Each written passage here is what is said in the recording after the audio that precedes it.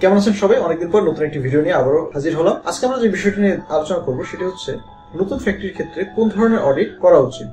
সাধারণত নতুন ফ্যাক্টরির ক্ষেত্রে বিভিন্ন বিজনেস পারপাসে যখন বায়ারের সাথে দেখা করা হয়, বায়ার থেকে সেই ফ্যাক্টরিতে কি কি অডিট আছে, কি ধরনের সিএসআর অ্যাক্টিভিটিস আছে সেগুলোর ব্যাপারে জিজ্ঞেস করা হয়।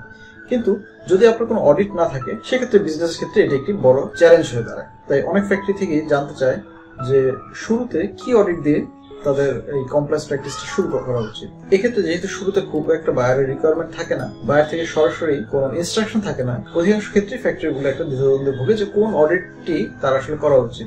বাংলাদেশের যে কয়টি সোশ্যাল অডিট প্ল্যাটফর্ম বেশি জনপ্রিয় তার মধ্যে রয়েছে সেডেক্স, BSCI, র্যাপ এবং ICS। এক্ষেত্রে তিনটি ফ্যাক্টরের উপর নির্ভর করে আপনি সিদ্ধান্ত নেবেন। প্রথমত, কোন অডিটটি করলে অধিকাংশ বায়ার অ্যাকসেপ্ট করবে। দ্বিতীয়ত, কোন অডিটের রিকোয়ারমেন্টস গুলো আপনি সহজে কমপ্লাই করতে পারবেন। তৃতীয়ত, অডিটের কস্ট। যেহেতু প্রথম দিকে বিজনেসের ভলিউম কম থাকে, সবাই চায় কম খরচে একটি অডিট করে কমপ্লায়েন্স প্র্যাকটিসটা শুরু করতে, যেন বায়ারের সাথে অনবোর্ড হওয়ার পরে ধীরে ধীরে রিকোয়ারমেন্টস গুলো কমপ্লাই করতে পারে।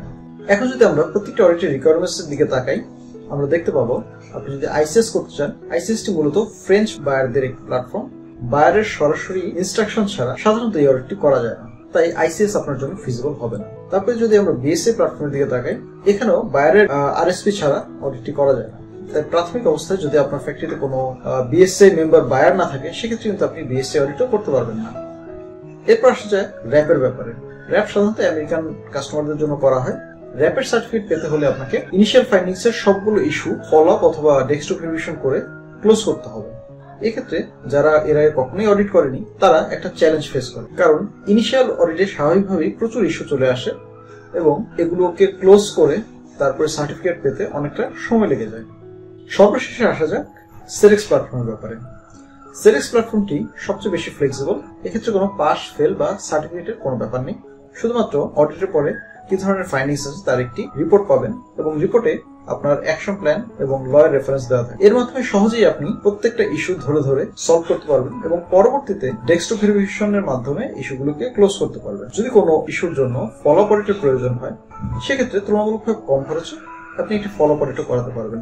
এছাড়া ওনার প্ল্যাটফর্মের তুলনায় সেডেক্স অডিটের টোটাল যে খরচ সেটাও তুলনামূলকভাবে কম। তাহলে আমরা দেখতে পাচ্ছি প্রাথমিক অবস্থায় কোন ফ্যাক্টরি যখন কমপ্লায়েন্স অডিটের মাধ্যমে তার সোশ্যাল কমপ্লায়েন্স অডিটিং প্র্যাকটিসটা শুরু করতে যায়, সেক্ষেত্রে সেডেক্স অডিটটা সবচেয়ে বেশি ফিজিবল, কারণ এখানে খরচ তুলনামূলকভাবে কম, কমপ্লাই করা তুলনামূলকভাবে সহজ এবং অধিকাংশ বায়ারই প্রাথমিক অবস্থায় এই অডিটটি অ্যাকসেপ্ট করে থাকেন। আশা করি বিষয়টি বুঝতে পেরেছেন। ভিডিওটি ভালো লাগলে লাইক করুন, কোনো মতামত থাকলে কমেন্টস করুন এবং শেয়ার করুন আপনার কলিগদের সাথে। পরবর্তীতে খুঁজে পাওয়ার জন্য ভিডিওটি আপনার টাইমলাইনেও শেয়ার করে রাখতে পারেন। নিয়মিত এই ধরনের ভিডিও দেখার জন্য চ্যানেলটি অবশ্যই সাবস্ক্রাইব করবেন। Thank you.